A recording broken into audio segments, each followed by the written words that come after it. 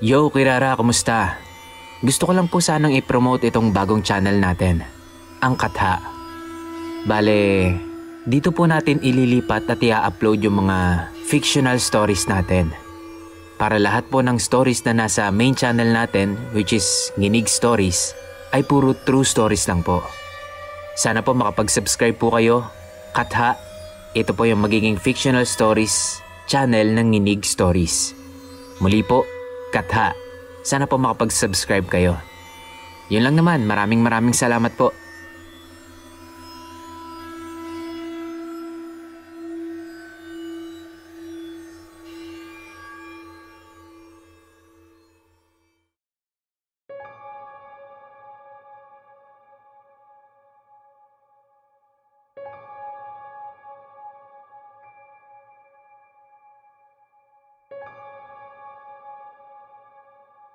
Magandang hapon po, Boss Kira.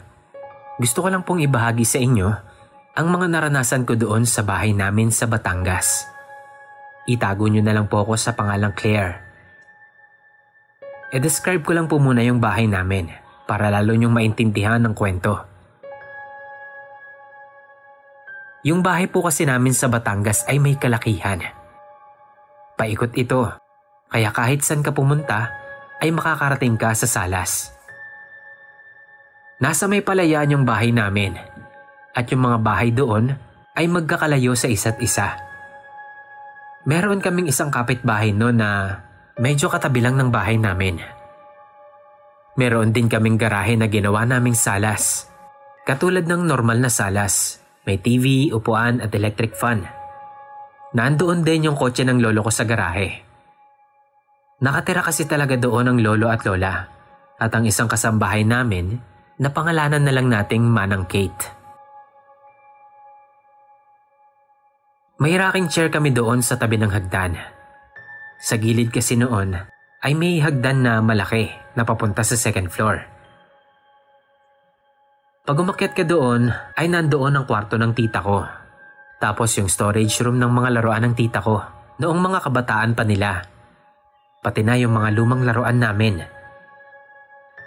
Sa baba, doon sa loob naman ay ang mismong salas talaga namin. Mainit doon kaya ginawang salas yung garahe. May Xbox kami sa loob at may isa pang rocking chair na malaki na ipinakustomize ng mama ng lola ko. At sa gilid naman nun, may dalawang hakbang na hagdan. Nandoon naman ang isang malaking salamin at ang isang koleksyon ng Santo Niño ng lola. Sa kaliwa ng mga Santo Niño ay yung kwarto nila mama at ng kanyang dalawang ate noong bata pa sila. At yun na po ang ginagamit naming kwarto nila ate sa tuwing magbabakasyon kami doon. Sa kanan po ay yung kwarto ng lolo at lola. Doon naman natutulog ang kuya ko kasama ang lolo. Si lola kasi ay doon sa labas ng kwarto kung nasaan yung malaking salamin at yung mga Santo Niño niya. Sa gilid ng hagdan ay naroon naman ang CR. At sa gilid ng CR ay yung family hall namin. Paikot ito papunta sa laundry room at dirty kitchen. Dire-diretso mo lang at dirty kitchen na. Tapos ay yung sala na ulit namin. So eto na nga. Isang gabi ay nakaupo lang ako sa hagdan namin noon na malaki. Madilim lagi yung bahay ng kapitbahay namin dahil madalas ay walang tao. So yun nga. May narinig akong may mga nabasag na plato sa loob ng bahay nila. Napatingin ako nun, pero dahil nga walang ilaw, medyo pinabayaan ko lang. Doon ko naisip na baka nakailaw lang sa may kusina nila, kaya hindi ko na lang pinansin. The next day, habang nakaupo ako sa maliit na hagdan, hindi ko na malaya na nakatulog pala ako. Doon sa panaginip ko, may isang babae na nakatabi sa akin. May sinasabi siya noon sa salitang hindi ko maintindihan. Bigla akong nagising noon dahil ginigising ako ng lolo. Pero hindi ko ikinuwento sa kanya yung panaginip ko na yon. Lumipas ang ilang araw. Naisipan kong maglaro ng Xbox noon kasama yung mga pinsan ko. Habang naglalaro kami ng Just Dance, ay may nadetect ang system na isang hugis bata Hindi namin ito gaanong pinansin kasi naisip namin na baka yung electric fan lang yon. Tapos bigla rin akong kinilabutan nung bigla kong maalala yung batang babae sa panaginip ko nung isang araw. Pagkalipas ulit ng ilang araw, maggagabi na nun, nakahiga na ako doon sa kama namin sa lumang kwarto. Nang may makita akong anino doon sa ilalim ng pinto. Hugis ito ng isang batang babae. Kaya imposibleng yung lola ko yon. Maikli kasi ang buhok ng lola, samantalang mahaba naman yung buhok nung nasa anino. Ipinikit ko na lang ang mga mata ko noon para hindi ko na ito makita. Hindi ko na malayan na nakatulog na pala ako noon. Maya-maya pa ay nagising ako dahil sa sobrang lamig. Nagtataka akong tumingin sa may aircon namin dahil naka-20 pa rin naman ito. Pero sobrang lamig talaga. Tapos naisip ko pa na nakatalokbo nga pala ako ng kumot. Kaya naman parang imposible na ginawin pa ako ng ganoon kalala. Nakaramdam ako ng pagkatuyot ng lalamunan. Kaya naman lumabas na muna ako ng kwarto. Tinignan ko kung anong oras na. 3:24 a.m. Maya-maya, nakarinig ako ng tunog ng lumang kahoy na parang ginagalaw kasi parang lumalangit-ngit yun. Napasilip ako doon sa loob ng salas at doon ko nga nakita ang isang batang babae na nakaupo sa customized rocking chair ng lola ko sa tuhod. Napasigaw ako noon ng malakas. Tapos bigla namang nawala yung batang babae na parang bula. Nanlamig ang buo kong katawan noon. Mangiyak-ngiyak ako dahil sa takot. Binuksan ko ang ilaw doon sa may family hall at nakita ko na may mga footprints ng isang bata. Dali-dali na akong pumunta noon sa kwarto. Pero nung bubuksan ko na, ay nakalak yung doorknob. Pinipilit ko pang buksan yun. Kinakatok ko ng kinakatok yung pinto. Paglingon ko, nakita ko na parabang unti-unting lumalapit sa akin yung mga yapak ng bata. Ipinikit ko na lang yung mga mata ko noon at nagdasal ako sa Diyos. Maya-maya pa ay naramdaman ko ang pagyugyug ng katawan ko. Ginigising na pala ako ng lolo ko. Ganun ulit yung sinabi niya. Binabangungot raw ako. Hindi ko na lang ulit ikinuwento yun sa kanya. Lumipas ulit ang ilang araw at doon ko naisipan na ikwento yun sa lola ko. Doon niya sinabi sa akin na ang batang babae na nakikita ko daw ay ang nanay ng lola ko. Ito daw ay yung batang lola ko sa tuhod. Nabanggit niya din na ang bahay na tinitirhan namin ay ang bahay ng mama niya. Kaya daw madalas talaga itong magparamdam. Hanggang dito na lang po muna, Boss Kira. Meron pa po akong ibang karanasan sa bahay namin. Pero sa susunod ko na lang po ikukwento. May exam pa po kasi kami sa paaralan namin. Maraming salamat po sa pagbasa ng kwento ko. Totoo po ito. Nangyari ito taong 2019. 14 years old pa lang po ako noon. Sana po ay mabahagi ito sa channel mo. Maraming salamat po at magandang hapon po sa lahat.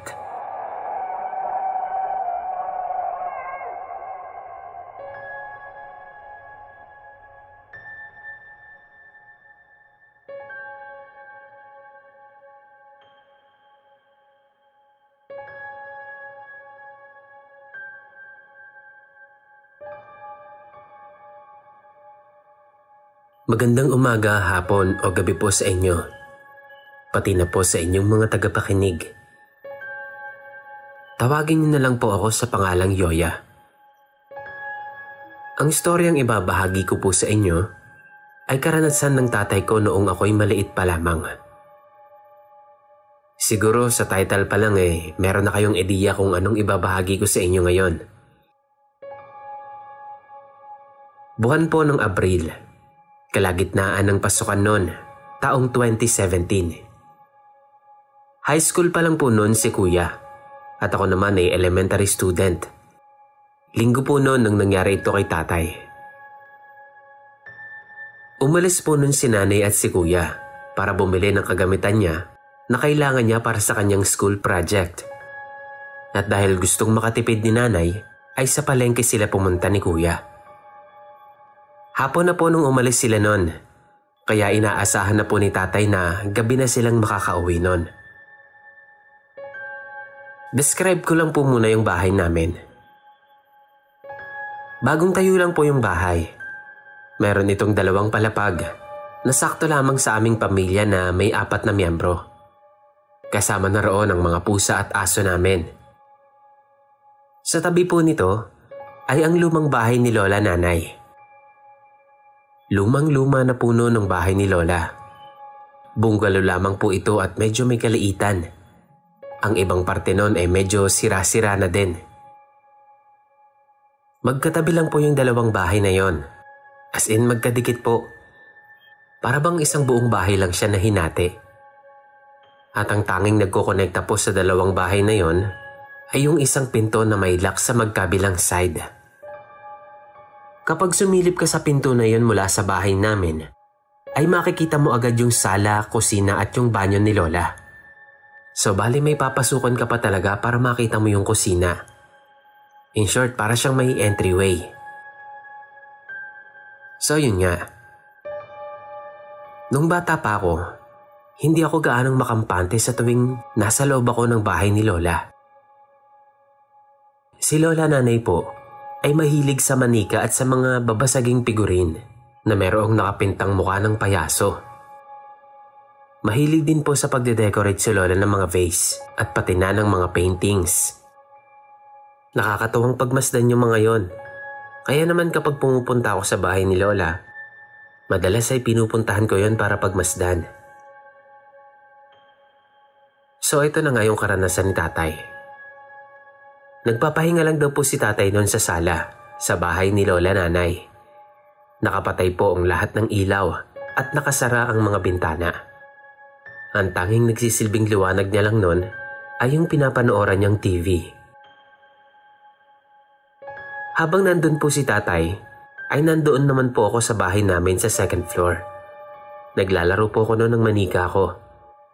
Ibig sabihin lang po, magkalayo talaga kami ni tatay.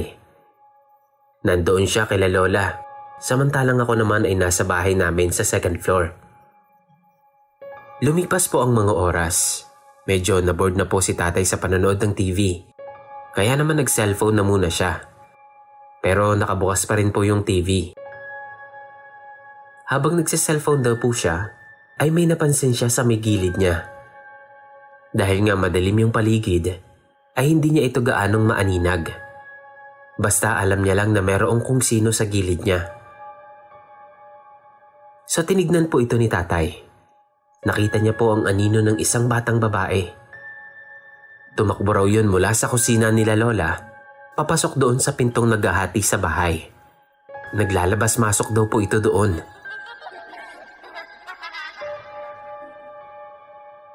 Sa pag-aakalang ako yung naglalaro, ay tinawag daw ako ni tatay. Yoya? Yoya?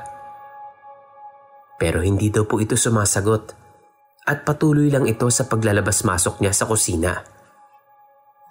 Inulit-ulit pa ni tatay ang pagtawag. Yoya! Yoya! Nilakasan niya na raw yung pagtawag. At dahil nga daw sa hindi nakikinig yung tinatawag niyang anino na takbo ng takbo, ay sinigawan niya na raw ito. Yoya! Halika nga dito! Kanina pa kita tinatawag ah! Saktong pagkasabi daw ni tatay nun, ay tumakbo ulit ng mabilis yung anino sa kusina. Tapos, hindi na daw ito lumabas pa ulit. Nagtaka daw po si tatay nun kung bakit hindi daw talaga ako lumapit. Hindi naman po ako ganun. Isang tawag lang sa akin ni tatay. Lapit na agad ako. Hindi po bumangon si tatay nun sa pagkakahiga niya. Pero tuloy pa rin siya sa pagtawag sa pangalan ko.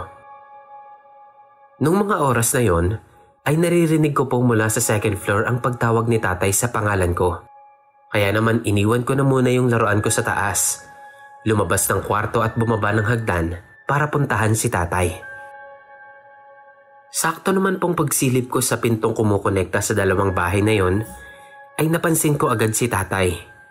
Parang balat na balat ng pagtataka yung mukha niya. Tinanong ko agad siya. "Pa, bakit po?" Sumagot naman si tatay, pero bakas pa rin yung paggalito at pagtataka sa mukha niya. "Oh, nasan ka kanina? Kanina pa kita tinatawag ah. Di ba nasa kusina ka lang kanina? Paano ka nakarating dyan?" Sunod-sunod na tanong ni tatay. "Po, nasa second floor po ako tayo naglalaro. Kanina pa po ako dito. Narinig ko lang po yung tawag niyo kaya ako bumaba." Tugon ko kay tatay. Pagkasabi ko noon, yung pagtataka ni tatay ay parang nahaluan na rin ng takot. Agad na siyang tumayo nun mula sa sofa at pumasok na sa bahay namin. Nagtataka naman ako noon sa ikinilos ni tatay, pati sa mga tanong niya sa akin. Pero bago pa ako makapagtanong, bigla namang nagsalita si tatay. "Kung nandito ka pala sa bahay, sino yung kanina pang patakbo-takbo dito sa bahay ng lola mo?" Pagkatapos nun, Boss Kira, nagstay na lang kami ni tatay sa sala sa bahay at nanood ng TV habang hinihintay sila nanay at kuya. Hanggang dito na lang po. Medyo nakakataas pa rin ng balahibo kapag naaalala ko to. High school student na po ako ngayon at 2 years na lang ay magka-college na ako. Dito pa rin po kami nakatira sa bahay na to ngayon.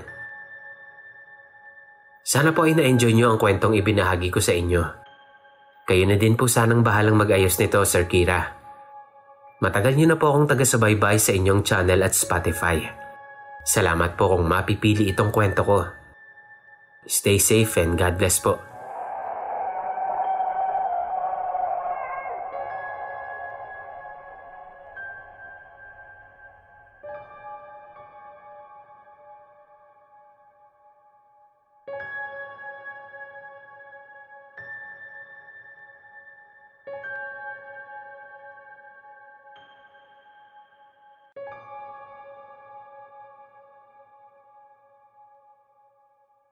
Gusto ko pong bumati sa mga tagahanga at tagapakinig mga Boss Kira. Ang pagmamahal ko po ay sumasa inyo. At itong kwentong ibabahagi ko ngayon ay karanasan ko at ng pinsan ko. November 2 po ito nangyari. Niyaya ako noon ng pinsan ko na pangalanan na lang nating Jepoy na pumunta sa sementeryo. Hindi ako nakasama noon kasi may lagnat ako. Kaya naman mag-isa na lang na pumunta yung pinsan ko sa sementeryo. Pagdating niya doon, ay nakita niya yung isa niyang barkada. Sumama siya sa mga ito at nag-inuman. Pagkatapos daw noon, ay nagkanya-kanya na sila ng uwi. Pasuray-suray daw pong naglakad ang pinsan ko pauwi sa bahay dahil na rin po sa kalasingan niya. Pagdating niya rito, napansin namin na nilalagnat siya. Pero imbis na magpahinga, ay naisipan niya pang magpatugtog ng karaoke. Tapos habang nagpapatugtog siya, bigla naman akong nakaramdam ng panlalamig sa buo kong katawan. Umihip ang malamig na hangin at may naramdaman akong presensya. Hindi lang ako umimik nun. Tinignan ko ang pinsan ko na nakatalikod sa akin. Bigla kasi siyang nanahimik. Akala ko nakatulog na siya sa ginagawa niya. Nilapitan ko siya, Boss Kira. Tinapik ko siya at humarap sa kanya. At nawindang po ko sa nakita kong itsura niya. Talagang nakakapanindig balahibo. Kasi yung mga mata niya ay naging kulay puti na lang. Para siyang nakatitig sa akin na hindi ko mawari. Napasigaw ako ng malakas nun. Narinig ni nanay yon kaya naman humahango siyang pumaroon kung nasaan kami ng pinsan ko. Pagdating ni nanay, ay napa-sign of the cross na lang siya dahil sa nakita niya. Dali-daling tinawag ni nanay si tatay sa labas na nakikipagkwentuhan sa barkada niyang tricycle driver. Nako Karding, madali ka. Mukhang sinasaniban yung pamangkin mo. Sabi ni nanay kay tatay. Nagulat si tatay noon at nataranta. Kaya naman dali-dali silang pumasok sa bahay. Mabuti na lang at dumating na sila nanay at tatay. Halos mahimatay na ako sa takot noon. Mabilis na lumabas si tatay para magtawag ng albularyo. Nang matapos pong tawasin ng albularyo ang pinsan ko, sinabi nito na may naapakan daw si pinsan na duwende. Meron din daw itong nagambalang kaluluwa dahil na rin sa ingay nila sa pag-iinuman sa sementeryo. Napagaling naman po yung pinsan ko, Boss Kira. At mula nun ay nagtanda na yung pinsan kong pasaway na yon. Never na siyang nakipag-inuman sa sementeryo mula nun.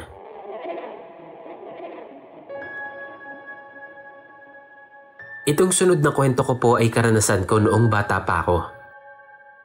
Papasok kami ni ate noon sa school. Nasa labas na ako noon at tinatawag siya ng tinatawag. Ang bagal kasi ni ate. Habang hinihintay ko siya sa labas, ay biglang may sumitsit sa akin. Shh! Nagpalinga-linga ako noon, pero wala akong nakitang kung sino man. Tinawag ko ulit si ate, pero nagulat ako nung biglang may nambato sa akin sa likod. Siyempre napalingon ako noon. Medyo kinakabahan na ako nung mga oras na yon. Tumingin-tingin ako sa paligid, pero wala naman akong nakitang kung ano. Nakita ko yung ipinambato sa akin, isang maliit na bubot na nyog. Akala ko pa nung una ay bato, kasi nga matigas. Yun pala, bubot na nyog lang. Ayaw po kasi talaga ng mga nilalang na maingay. Siguro naingayan sila nun sa pagtawag ko kay ate. Katahimikan lang po ang tanging paraan para irespeto tayo ng mga nilalang na hindi natin nakikita.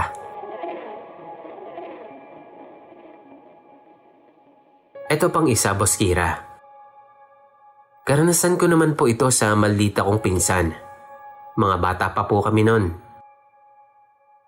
Naglalaro kami nun ng luto-lutuan. Pero dahil maldita nga yung pinsan ko, ay nag-away po kami. Inawat po kami ng tita namin. Binuhat niya ako nun at iniuwi sa bahay namin. Mas bata po kasi ako nun sa pinsan ko, Boss Kira. Gabi na po nun. At nung patulog na kami, bigla po akong nilagnat. Sobra akong nilalamig, kaya naman kinumutan ako ni nanay at niyakap niya rin ako. Nanginginig na daw po ako noon sa sobrang ginaw. Kinaumagahan, nagulat ako kasi ang daming bulutong sa katawan ko. Yung ibang kapitbahay namin, pinagtatawanan pa ako. Yung isang kamag-anak lang namin ang nakaunawa sa sitwasyon ko. Sinabi nito na kailangan daw akong ipaalbularyo. Wala nang inaksayang oras noon si tatay kaya naman nagtawag na siya ng tricycle. Dinala niya na ako sa albularyo. Nung time na yon, ay nagtatrabaho po si tatay bilang security guard. Binalutan ako ni tatay ng jacket noon dahil nga sobrang dami ng bulutong ko sa katawan. Nung tinatawas na ako ng albularyo na kamag-anak din namin, ay tinanong niya kung naglaro daw ba kami sa likod ng bahay namin. Tumango-tango lang ako noon. Ang sabi ng albularyo ay meron daw kaming napaso na hindi namin nakikita. At kaya daw ako yung pinarusahan ng ganon ay dahil ako yung pasimuno ng laro na yon. Umamin naman ako na oo, ako nga yung pasimuno. Pero kako, hindi ako yung nag-utos na patayin at lutuin yung sisiw. Opo, Boss Kira. Yun yung niluto namin sa likod bahay.